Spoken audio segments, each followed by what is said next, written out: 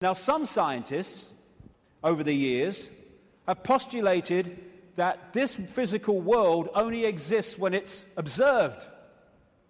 I agree. Why? Because of this. When you put a computer disk into a computer, it does not read all the information on the disk at the same time. It reads that part that it is observing, whatever that laser's hitting at the time. All the other stuff is still in information form. It's not been transferred to the screen as pictures, etc. And we do the same. When we observe, decode, then we bring it into this reality. But without that, this is just the base vibrational, metaphysical universe, which is the basis of all of it. Then no light gets in the brain. So how do we see light? How can I look at that light and see it? No light ever gets in the brain because the brain's decoding information into that light. So when you see things like in the Matrix movies, those lines like, there is no spoon. It is not the spoon that bends, it is only yourself. Exactly. Because the only place the spoon exists in physical form is in here. And you bend it by bending the way you decode reality. Miracles are simply overcoming the programming of what's possible and not possible. You know, we are of course programmed to believe that when you walk through fire, you get burned. And if you walk through fire or hot coals with that belief, that decoding state, you'll burn your bloody feet. But as so many people have shown, if you can go into another state of consciousness and override that, you can walk across hot coals and not feel a thing. Why? Because an illusion cannot burn an illusion unless you believe it can. There are no miracles. There's just understanding how to manifest all possibility. And that understanding comes from the fact that we acknowledge, we understand that we are consciousness. Disembodied, no form awareness, having an experience. Like a Central American shaman said, we are perceivers, we are awareness, we are not objects, we have no solidity. We, or rather our reason, forget this, and thus we entrap the totality of ourselves in a vicious circle from which we rarely emerge in our lifetime. And that vicious circle is what the control system wants to keep us in, because then we're controllable. If we understand who we really are, what we really are, it's impossible to control by a bunch of control freaks. The body is the way our awareness experiences this reality. If I want to interact with this reality, which is a frequency range, I have to have an outer shell, we all do, that vibrates within this frequency range, because our consciousness is vibrating much too quickly. It's like Radio 1 trying to make connection to Radio 2. They're on different wavelengths, never going to happen. So we take on this outer projection we call a body, and therefore I can pick this up and interact with this reality. What the control system wants us to do is to believe that that projection, that vehicle to experience this reality is who we are, because then we go from, I am all that is, has been, and ever will be, I'm Charlie Smith, I'm Ethel Jones, I've got no power. It's the whole bottom line of it. We say I'm going on the internet. We don't go on the internet. The computer goes on the internet. And we observe the internet through the computer. And our mind-body is the vehicle to experience this reality. That goes on the internet. Consciousness, the real us, observes, just like the World Wide Web, observes the internet through that vehicle. And like I say, the idea is to get us to think that we're that and not that.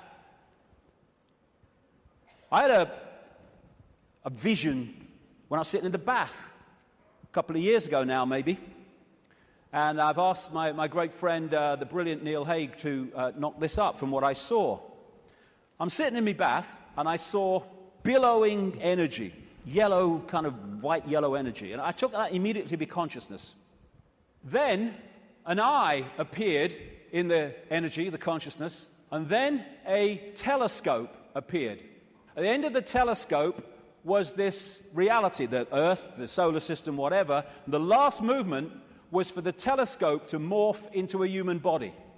And that was so profound in the sense of that's how it works. And because of the limitations of this focus, we see ourselves, if we don't stay in contact with that, in very limited terms. Death is just putting the telescope down. Well, I've had enough of that. Earth's a shitty place. Hello, all right, I'm back. You never went away. The computer's here. We are observing through the computer. And I want to make the difference, because this will go through the day, the difference between consciousness and what I call the mind. Everything is the same energy in the end, because it's just one unified awareness I call the infinite. But it takes different expressions. Consciousness is the ocean. All possibility, all that is, all awareness. And the mind is like a frozen, denser expression of that, and therefore has great, great limitations in terms of awareness and perception compared with that. And one of the reasons is to interact with this reality, which is much denser than consciousness, we have to have a denser conduit, which we call the mind-body. Therefore, it has to be more limited than consciousness itself. And I've only taken psychoactive drugs once, well, 1.5 times. The main one was in Peru when I took something called ayahuasca in 2003. And for 5 hours, I had this voice, as loud as mine is now, took female form, talking to me about the illusory nature of reality. And when I came back out to Britain, it happened in the Brazilian rainforest, I started following up names, dates, places type information, what I was told. And it was extraordinarily accurate. It's amazing that mainstream science has sussed most of this, but doesn't realize it as, because all the disciplines don't talk to each other. When you connect the dots, you realize they've already established that this is an illusion.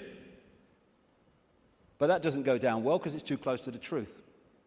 And how I experienced that state beyond this world, beyond vibration, was as stillness and silence.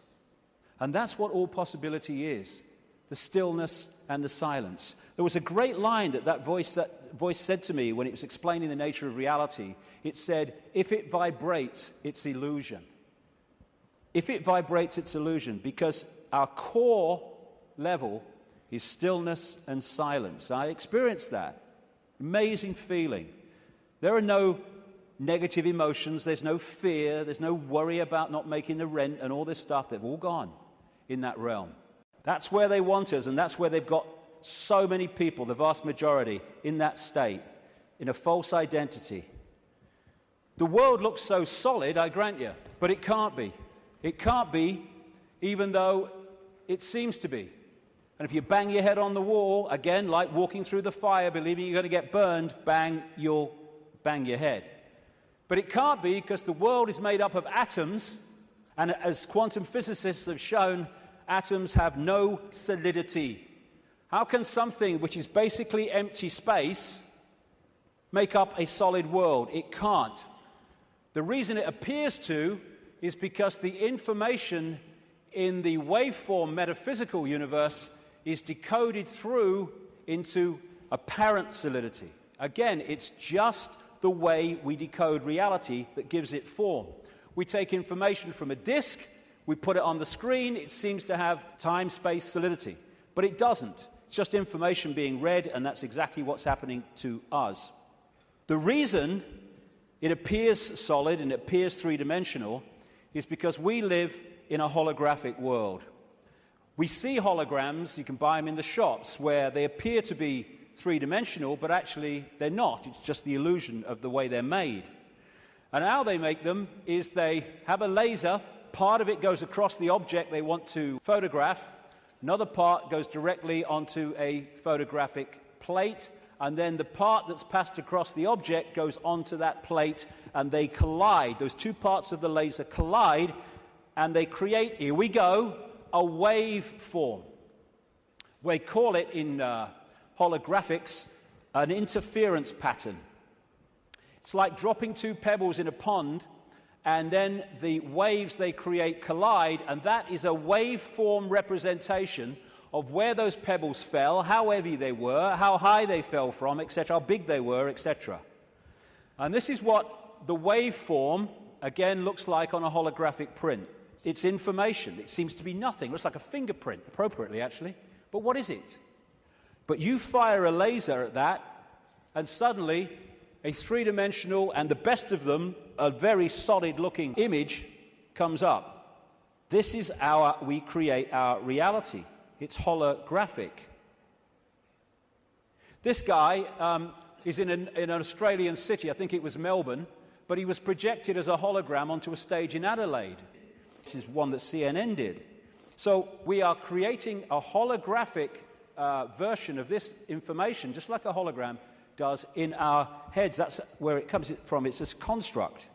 And how funny, I've been saying this for years, and then I come across this very, very mainstream New Scientist magazine in January now 2009, and its front page, you are a hologram projected from the edge of the universe.